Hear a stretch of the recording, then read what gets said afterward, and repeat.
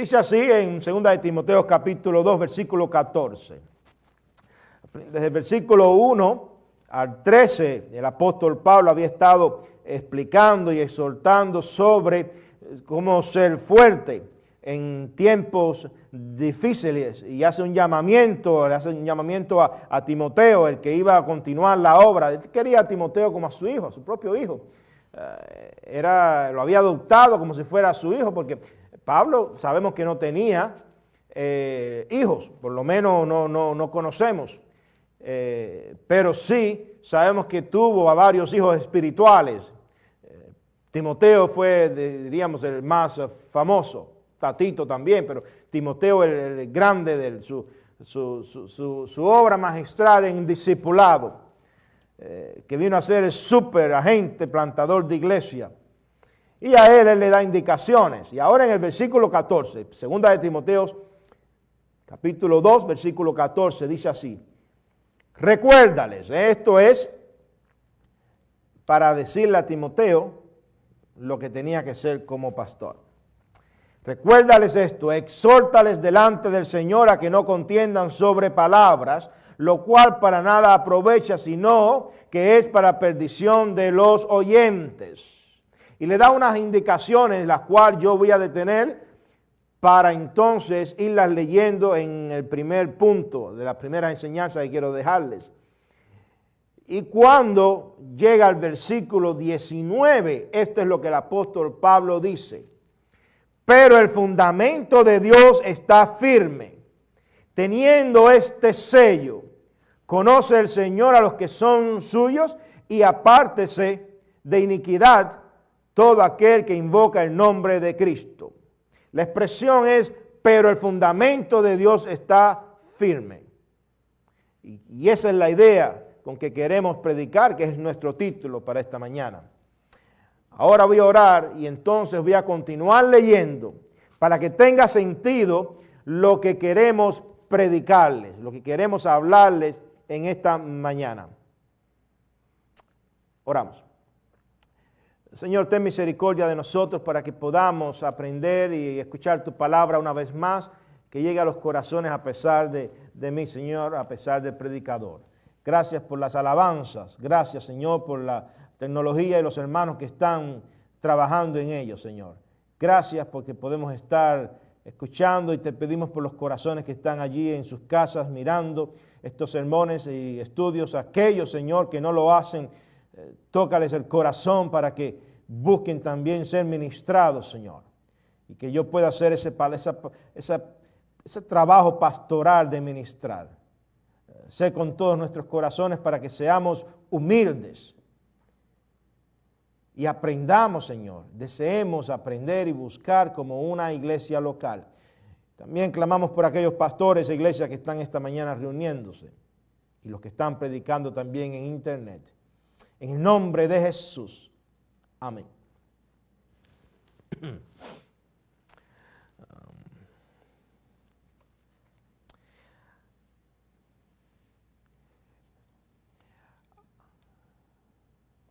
Los puntos están allí en apuntepastoral.com. Yo estoy pensando, porque esto es un pasaje corto, pero por alguna razón empecé a poner puntos y enseñanzas. Cuando uno busca o pone los pasajes bíblicos, empieza a estudiarlo de una manera expositiva y con líneas y todo, a veces lo que es pequeño se pone de tal manera que sobra material. No obstante, quiero exhortarle a que ustedes sean pacientes para que tengamos 40 minutos donde meditemos sobre el fundamento nuestro. Y para comenzar a hablar sobre el fundamento, antes de leer las escrituras para estos puntos, quiero que ustedes miren esta foto que es interesante sobre la famosa torre de Pisa y en la catedral de Santa María Assunta en Italia. Es una torre acabada de construir, tiene como 800 años. La comenzaron a construir, tengo entendido que fue el 9 de agosto de 1173, y eso me llamó la atención, porque ese afán de construcción que había en esa época medieval, a veces es admirable, pero ya tenían un buen conocimiento de construcción, pero algo pasó cuando comenzaron a construir, no estudiaron bien el terreno. Ya la catedral estaba, y entonces quisieron levantar esta torre, que es un campanar tremendo, tiene 7 campanas y cada una tiene una nota diferente, una nota musical diferente. Y cuando iban por el segundo piso,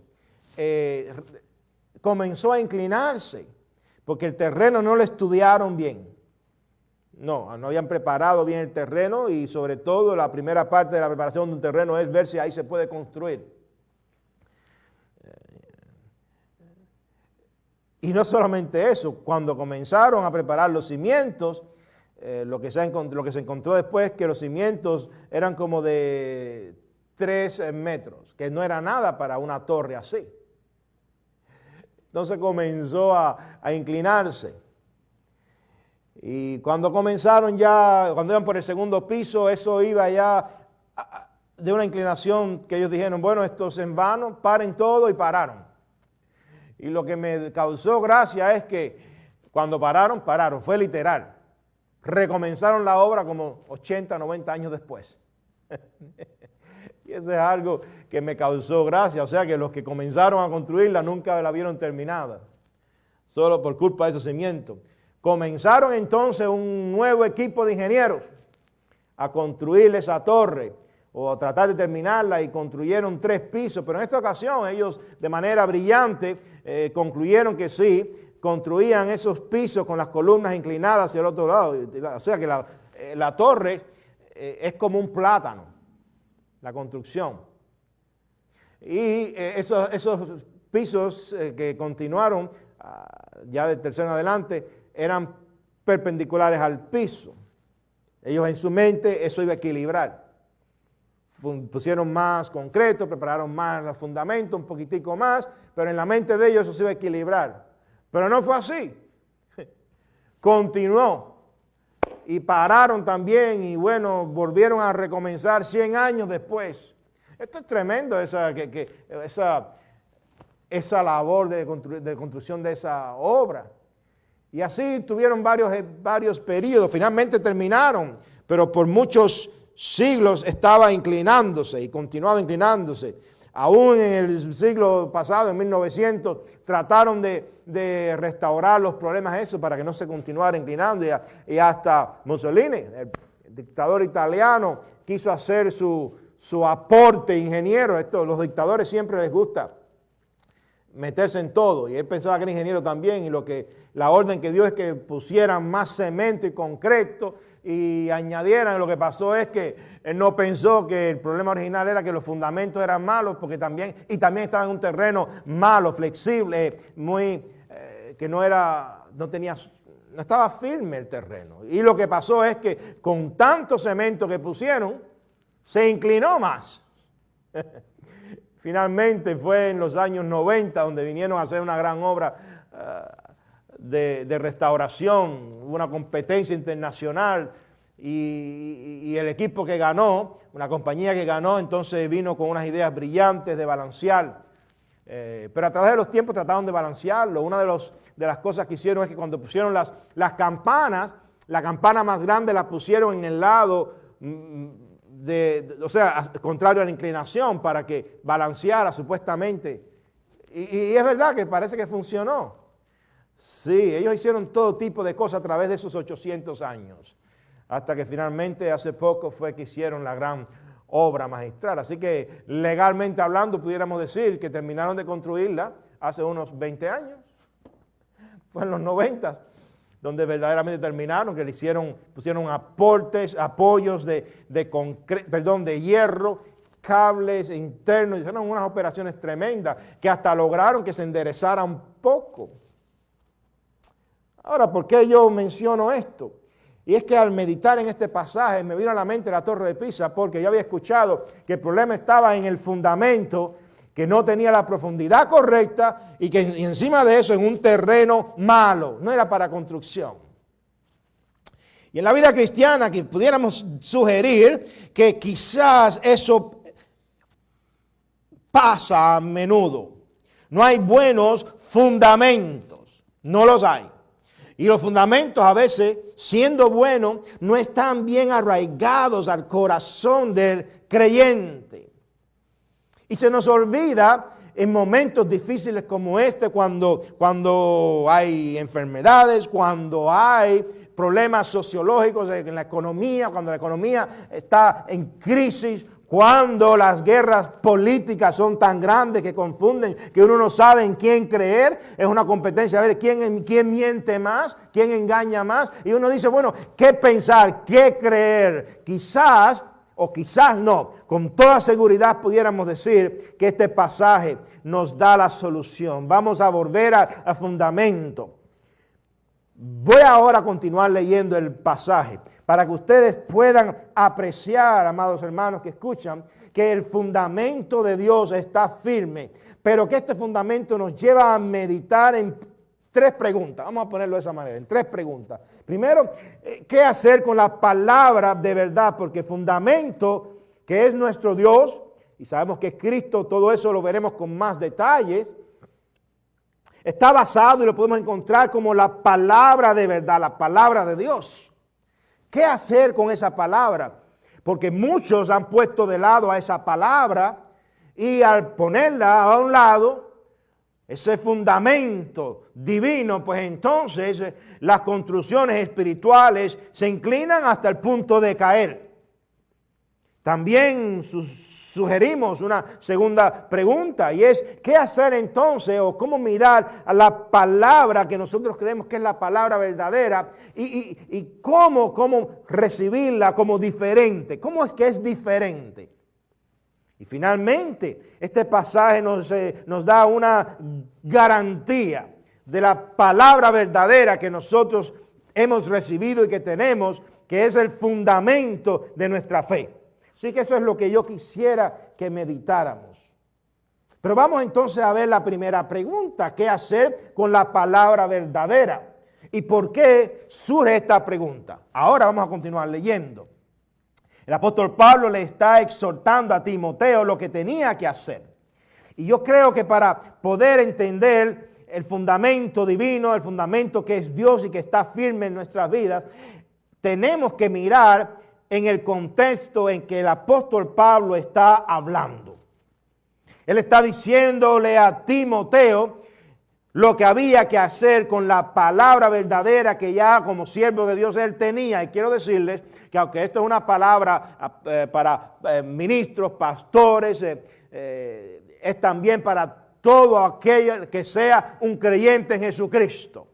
¿Qué hacer con la palabra verdadera? Bueno, en esa época, como hoy en día, la palabra había que tomarla de la siguiente forma y utilizarla de la siguiente manera. Pablo le dijo a Timoteo varios consejos que van desde el versículo 1 hasta el 18. Primero le dijo que les recordara a los que él les iba a predicar y enseñar, les recordara. Versículo 14. O sea que hay que recordar la palabra.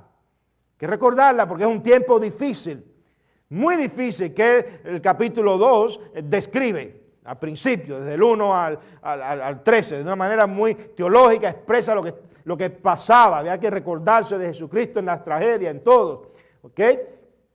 Y cómo estaban presos de la palabra, pero la palabra no estaba presa. Había mucha dificultad. Y poniendo esto en términos contemporáneos, es bueno que nosotros sepamos que la palabra de Dios la predicamos y ustedes, aunque no se reúnan en templos a veces por estos tiempos, tienen que entender, tienen que creer que estamos para recordarnos la palabra. Y eso es algo que tenía que hacer Timoteo, porque en aquella época, como hoy en día, muchos no la recuerdan, la olvidan.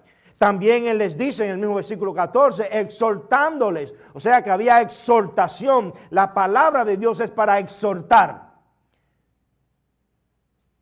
Es para exhortar. Nosotros estamos hechos en nuestra labor cristiana, misionera, evangelística o de discipulado. Es un mensaje de exhortación. Estamos llamados para exhortarnos los unos a los otros. Y eso lo vemos en todas las escrituras, en todo el Nuevo Testamento, son las enseñanzas. El apóstol Pablo y Pedro, ellos utilizan esas palabras mucho, de exhortación. El apóstol Pablo también le habla en el versículo 15 que había que procurar con diligencia presentarse como un obrero aprobado. O sea, usted que es creyente, aunque no sea quizás diga, bueno, eso es para los pastores. No, cualquier creyente en Cristo es un obrero de Dios. Tiene que trabajar, no puede ser vago, está hecho para ministrar en algo. Algo tiene que hacer. Así que la palabra tenemos que recordarla, tenemos que exhortar, tenemos que procurar en la palabra estar aprobado, que se sepa que somos hijos de Dios, que estamos trabajando, que no haya testimonio del cual nos avergoncemos. También le dice en el mismo pasaje, versículo 15, que la palabra había que usarla bien, porque es la palabra de verdad. Es una palabra que es de verdad, es una descripción hermosa de lo que es la palabra de Dios. Si continuamos leyendo en este versículo 15, también se le llama, el versículo 16 ahora dice, evita también profanas y vanas palabrerías. Así que hay una advertencia en esa época de cosas que podían pasar. Una advertencia. ¿Cuál es la advertencia? Existen las palabras profanas y las vanas palabrerías en las enseñanzas bíblicas de las épocas. En todas las épocas ha existido. En vez de exponer las escrituras, predican todo tipo de cosas que son falacias, son pseudoescrituras. En vez de profetizar lo que ya está profetizado, o sea, nosotros profetizamos, decimos, proclamamos lo que ya está escrito. Pero vienen muchos a decir profecías de cuándo viene Cristo, aquello, de lo que está pasando, a poner fechas, atrevimientos, que es una falta de respeto, como decía Domingo Fernández, a Dios y a su palabra.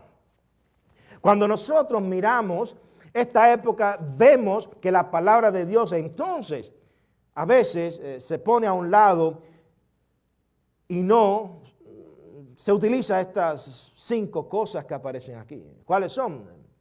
Recordar las escrituras, la palabra, exhortar, utilizarla para exhortación, procurar con diligencia que uno está aprobado, porque la palabra hace que uno está aprobado con diligencia, buen testimonio. También utilizar la palabra porque es verdadera, la palabra de verdad es su nombre.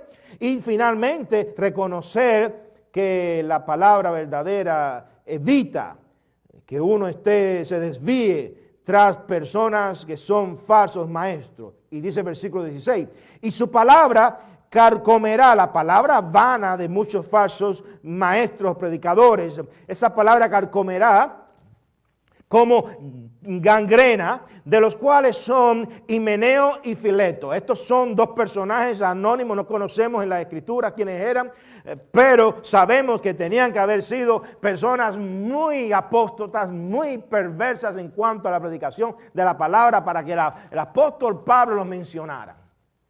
Eran tipo como Diótrefes, personajes que pasaron a la historia que de manera negativa, mala en la iglesia de Jesucristo. Dice el versículo 18, porque desviaron de la verdad, se desviaron ellos diciendo que la resurrección ya se efectuó y trastornan la fe de algunos. Ahora, esta es la época que el apóstol Pablo le está diciendo a Timoteo, cuidado, utiliza la palabra como debe de ser. Y en ese contexto, el apóstol Pablo entonces le da unas palabras de aliento, de ánimo, que hoy podemos también adoptar. Palabras que nos lleva a entonces hacer la pregunta siguiente. ¿Qué hace que la palabra verdadera sea diferente? O sea, primero, desde el versículo 14 al 18, le habló a Timoteo lo que había que hacer con la palabra de Dios en una época difícil. ¿Ok? Donde el Congreso, esto es historia, no hablo de aquí, aunque cualquier semejanza es pura coincidencia, donde el Congreso estaba confundido y dividido con lo que iban a hacer con la República de Roma. El César estaba buscando todo tipo de trucos y marañas, es una palabra muy del Caribe, para ver cómo hacer mucho dinero. Utilizar la política para enriquecerse y no ayudar al pueblo. Las compañías de la época hacían campañas de estar jugando con el Congreso, con el Senado de Roma para ver de qué manera ellos salían ganando. Si era posible, pues eliminaban el famoso pan romano free que le daban a todos los ciudadanos romanos. Claro, los judíos no tenían que ver nada con esto, ellos no recibían nada. Pero los romanos, el verdadero romano, ciudadano romano, tenía muchos privilegios. Y ahí fue donde creció en la iglesia de Jesucristo, en ese tipo de gobierno. Era un sistema de mezcla de república con sistema dictatorial. Muchos dirían, pastor, usted está hablando de política, hermanos. Si usted no busca la historia bíblica y ve la época en que la iglesia creció, nació y experimentaron los avivamientos de los miles y miles que venían a Cristo y morían por Cristo, entonces usted no conoce el valor de las Escrituras. Y en esa época entonces está Timoteo recibiendo esta carta del apóstol Pablo. Y allí él recibe entonces una palabra de estímulo, que básicamente hace un contraste. Timoteo,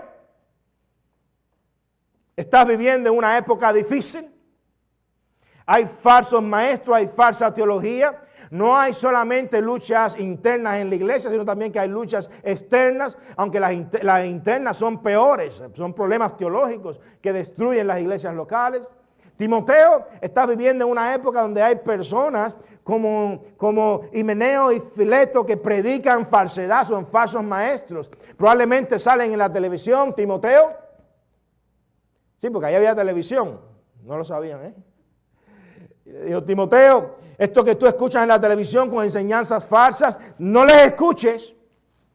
Pero, aunque todo esto esté pasando, aunque todo eso esté ocurriendo, pero el fundamento de Dios está firme.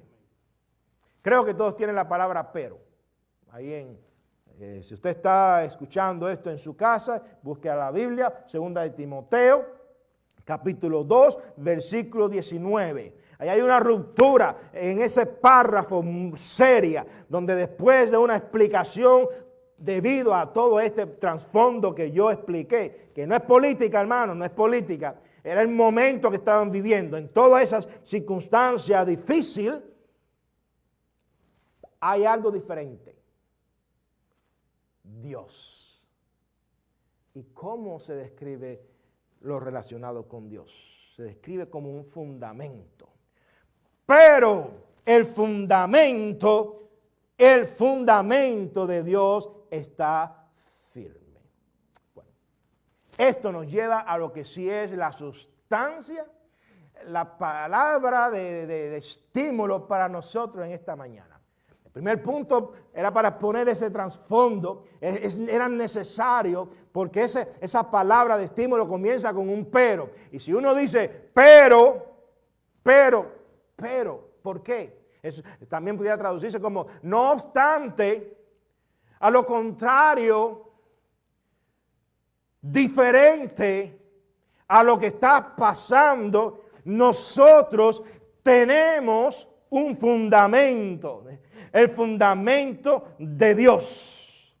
Ahora, esto nos lleva a profundizar en las Escrituras, en ver esto de una manera hermosa, expositiva, donde cada pedacito tiene sustancia para nuestras vidas. Para empezar, aquí se nos habla de un fundamento. Pablo comienza este pasaje hablando sobre las falsas enseñanzas, pero ahora lo contrario es un fundamento que sí es verdadero.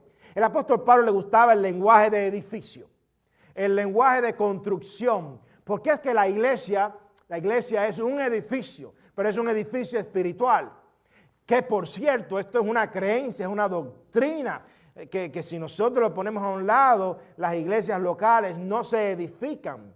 Usted quiere una persona con una doctrina mala en cuanto a lo que es la iglesia como cuerpo de Cristo, pero también como edificio de Dios. Si tiene eso flojo en el corazón, es un mal miembro de iglesia. No le busque el 5 patas al gato, creo que dicen, a la mesa, no me acuerdo la expresión. No busque lo que no existe. Un creyente no tiene una doctrina firme en cuanto a lo que es la iglesia local como un edificio espiritual, una construcción firme y verdadera que es espiritual. Si no tiene eso, es un cristiano flojo, es flojo, no, es débil, se va tras cualquier corriente de doctrina. Una de las cosas astutas que hizo el diablo es reducir a las iglesias locales a un edificio, una dirección específica. Como decimos en el movimiento celular, a un grupo específico que se reúne a una hora específica, con un pastor o un profesional pagado específico, que le llaman pastor aunque no lo traten como pastor. Se reúnen, o sea, un edificio específico, dirección específica, hora específica, un maestro específico, o sea, se les olvida que todo el mundo tiene que crecer en la gracia y ser capaz de enseñar las Escrituras.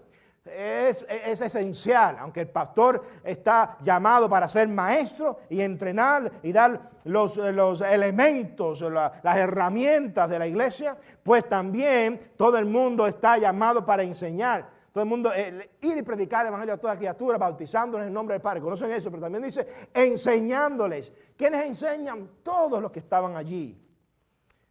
Timoteo, el fundamento es firme, pero es que es un fundamento. Primera de Corintios 3, 10, 15 nos recuerda así en el versículo 11, por el tiempo, dice, porque nadie puede poner otro fundamento que el que está puesto, el cual es Cristo. El fundamento nuestro es Cristo. El pasaje lo pone de la siguiente manera, pero el fundamento de Dios está firme. ¿Cuál es el fundamento de Dios? ¿Qué tal si tomamos la doctrina completa, el paquete completo y recordamos que el fundamento es Cristo? El Hijo de Dios es nuestro fundamento, sin duda alguna. Un fundamento que fundó su iglesia. Y no solamente en eso, puso apóstoles para que pusieran fundamentos teológicos, como Efesios bien lo expresa, el 2:20, en el libro de Efesios, edificados sobre el fundamento de los apóstoles y profetas, siendo la principal piedra del ángulo Jesucristo mismo. Lenguaje de templo, de edificio, de construcción. Los apóstoles pusieron el fundamento, la teología, la doctrina que recibieron del Maestro, de Jesucristo, y el mismo Cristo en ese edificio es la piedra angular. Es un lenguaje de construcción. Pero tiene que haber un fundamento en la mente, el fundamento de Dios. Cuando nosotros seguimos estudiando la Escritura, solo el hecho de comenzar las palabras del Señor Jesucristo, cuando Él habló de fundar su iglesia, esto es lo que Él dijo: tú eres Pedro, y sobre esta roca edificaré mi iglesia. La roca era la expresión que Pedro dijo: tú eres el Cristo, el Hijo del Dios viviente. En español, Cristo es ungido. Tú eres el ungido o el escogido, Hijo del Dios viviente. Y Jesús lo celebró, casi que lo aplaudió y le dijo: muy bien, Pedro. Oh, tú eres Petros, tú sí que eres una tremenda roca. Y sobre esta roca, lo que él acabó de decir es que yo voy a fundar mi iglesia, mi iglesia. La iglesia está fundada en Jesucristo. Cristo es ese fundamento, el fundamento de Dios. Pero no se queda aquí. Cuando recordamos entonces Efesios 2:20, se nos recuerda que la iglesia está edificada sobre el fundamento de los apóstoles. Ya mencioné el pasaje, pero hay que recalcarlo, porque la pregunta es: ¿qué fundamento tiene usted? ¿Qué fundamento tiene usted? El pasaje nos dice, vuelvo a las Escrituras, pero en tiempos difíciles, en tiempos de crisis, en tiempos de malas teologías, malas doctrinas, de falsos maestros, en tiempos donde hay política perversa, en tiempos donde hay enfermedades y virus, en tiempos donde hay partidos que quieren destruir al mundo entero, en tiempos malos. ¿Qué vamos a hacer en esos tiempos? Hay algo que es diferente, pero el fundamento de Dios está firme. No solo hay un fundamento, que es el fundamento de Dios, sino que es un fundamento que está firme. Qué hermosa descripción para el fundamento divino. Es firme. Bien dijo Jesucristo, el cielo y la tierra pasarán, pero mis palabras no pasarán. Todo va a pasar. A mí me da lástima con estos movimientos del medio ambiente, que eso es una religión. Proteger y cuidar el medio ambiente, la madre tierra. Pero déjenme decirle, el cielo y la tierra pasarán, pero mis palabras no pasarán. El fundamento es firme, es verdadero, porque es la palabra de Dios y no va a pasar, no. Por eso es quizás que debiéramos de recordar las promesas bíblicas. Por ejemplo, Salmo 127:1. Si Jehová no edificare la casa, en vano trabajan los que la edifican. Es una advertencia, pastor. ¿Dónde está la promesa? Jehová edifica, y lo que Él edifica no es en vano. No es en vano. Si Jehová no edificare la casa, oh matrimonios que escuchan esto, el fundamento nuestro es Cristo. Nuestro Dios nos ha dado un fundamento. El fundamento es el que está debajo de la construcción para que un edificio sea firme, verdadero, igual que los matrimonios. Este pasaje se aplica también a eso y hay que decirlo porque vivimos en tiempos difíciles. Difíciles. Los matrimonios, las familias teniendo problemas. Los hijos apartándose de la fe en la cual han creído. O nunca creyeron. Estamos viviendo en épocas difíciles, donde la competencia con la fe es grande. Un simple equipo pequeño, un celular, compite con la fe. Se ponen a jugar y los jóvenes y los niños pasan horas y horas y horas. Y el fundamento que es Cristo, del fundamento de la fe, no lo tienen, no crecen en ese fundamento, no crece la fe, sino que todo es juego. Y no se queda, por cierto, en los niños. Hablaba una vez con un joven de 20 y pico de años que me contaba que él había gastado en su vida, claro, él tenía dinero, de una familia de dinero, y él tenía una carrera de negocios, y tenían negocios. Me decía, yo tengo una colección de más de $30,000 en juegos, Eso hace años. Él tenía más o menos mi edad, yo tengo 49, eso pasó hace como 25 años. Él tenía en esa época toda la colección de los primeros juegos de los 70s, él lo tenía. Los primeros Nintendo, todo él lo tenía, cuartos para eso. Y estaba orgulloso de eso. Y total, ¿de qué servía? Yo podía ver su vida, no le servía de mucho. ¿De qué servía? El fundamento es Cristo. Y no es un fundamento cualquiera.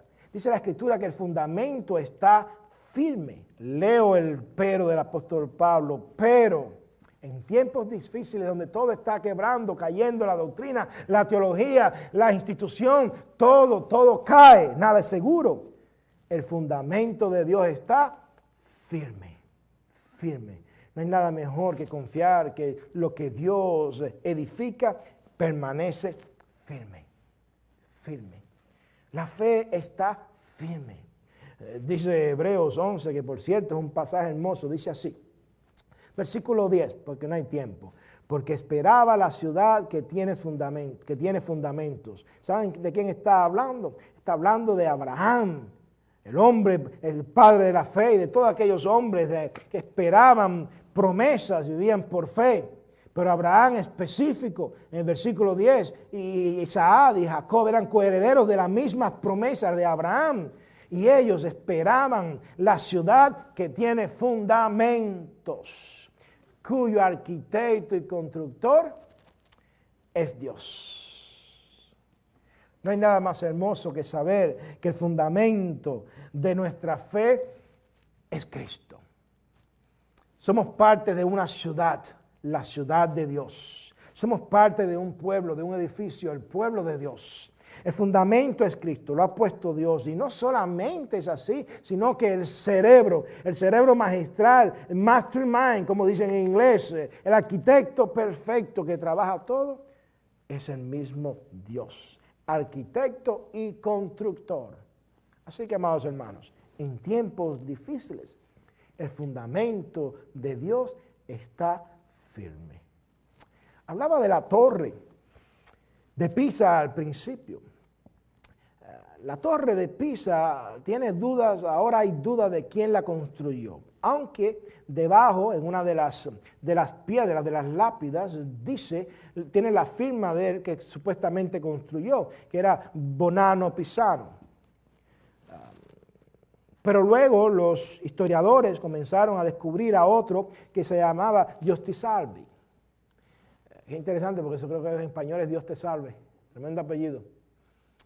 No sabemos cuánta verdad o de mitología hay en esto. Pero lo cierto, o sea, si es real que fue otro, pero lo cierto es que ahí está el nombre de ese arquitecto famoso, Bonanno Pisano. Sin embargo, si Bonanno Pisano viviera 800 años después, o sea, hoy, y nos enseñara el resumen, quizás iba a tener que bajar la cabeza y decir, pero mi obra más famosa fue la Torre de Pisa, fue la más conocida. Y ahí él iba a tener que bajar la cabeza, porque para empezar no la terminó. Tuvo que detener su obra en el segundo piso. Demoró cientos de años para terminarla y no fue él. Y lo que él hizo fue comenzar algo que no era seguro, con un fundamento malo. Aquella torre tuvo problemas a través de los siglos y fue hasta hace poco que con la tecnología contemporánea pudieron acotejarla. Sigue jorobada, de verdad como un platanito, si uno se fija de una manera bien cuidadosa. Pero él pasó a la historia como alguien que comenzó a construir y no terminó. Quizás como la parábola de Jesús, el que comienza a construir una torre y no saca bien las cuentas, y termina y después hablan de él. Eso le pasó a Bonanno, el pobre. Claro, es que él estaba construyendo algo que según la teología de aquella época, que hoy en día es muy parecido, hay que mostrar la gloria de Dios en templos y edificios. La teología se expresa, estoy citando la teología medieval, la teología se expresa en los edificios. Pero no es así. La teología se expresa en el edificio vivo que es el pueblo de Dios. ¿Usted expresa esa teología?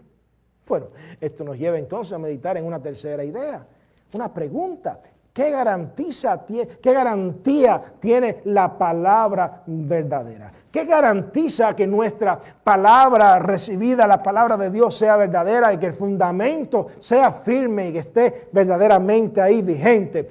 Porque ya sabemos que la palabra es firme aún en tiempos difíciles, que todo falla, pero hay un fundamento que es verdadero, que es firme, no cae. Pero ¿qué garantiza eso? Quizás sería bueno marcar y recordar una vez más lo que garantiza eso, dice el apóstol Pablo. Teniendo este sello, el sello de Dios. ¿Cuál es el sello de Dios? La Biblia describe que ese sello como el Espíritu Santo. Nuestra salvación ha sido sellada por el Espíritu Santo, teniendo este sello, el sello de Dios. Este pasaje nos habla del sello de Dios. Ahora, ¿cómo funciona el sello de Dios? Dice así: conoce el Señor a los que son suyos. Es un sello doble. Conoce el Señor a los que son suyos y apártese de iniquidad todo aquel que invoca el nombre de Cristo. Entonces, ¿cuál es el sello de Dios?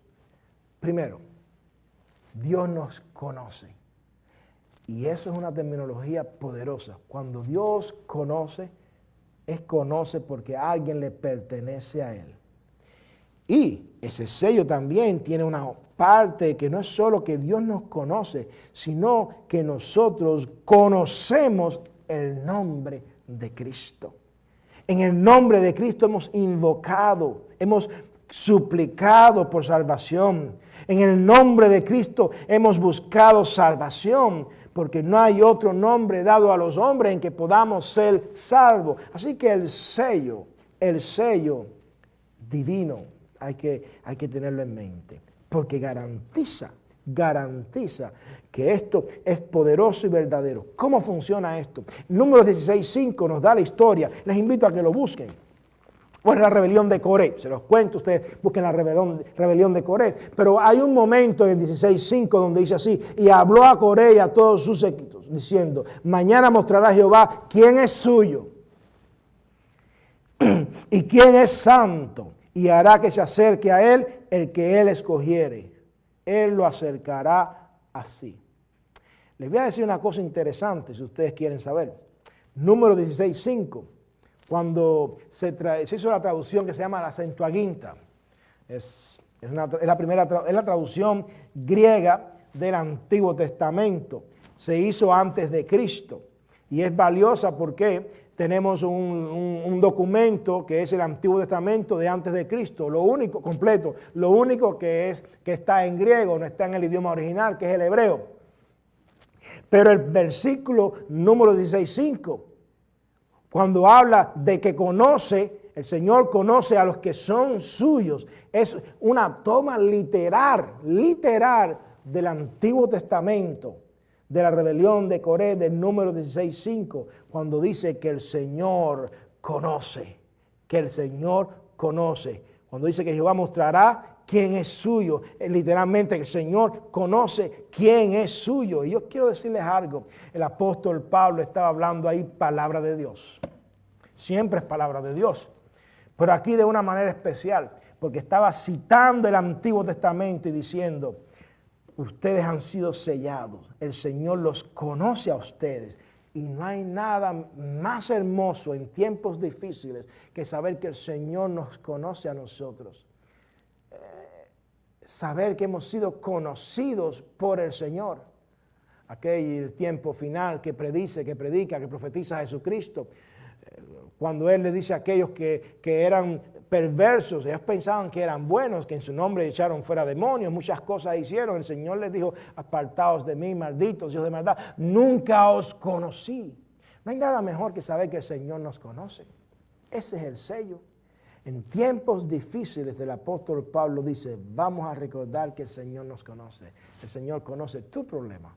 El Señor conoce tu economía, tus dificultades financieras. El Señor conoce tus necesidades. El Señor conoce tus problemas más íntimos con tu familia, con tu esposo, con tu esposa, con tus hijos, las drogas, las enfermedades. El Señor conoce el problema de tu trabajo. El Señor conoce los problemas de las iglesias. El Señor conoce el problema en la Casa Blanca. El Señor conoce los problemas del Congreso. El Señor conoce todos los problemas que han habido y los que van a existir en la historia. Él lo conoce todo. Pero en ese conocimiento es entonces que nosotros podemos descansar. El sello de Dios, el sello del fundamento de Dios es que Él nos conoce. Hay una autoridad divina.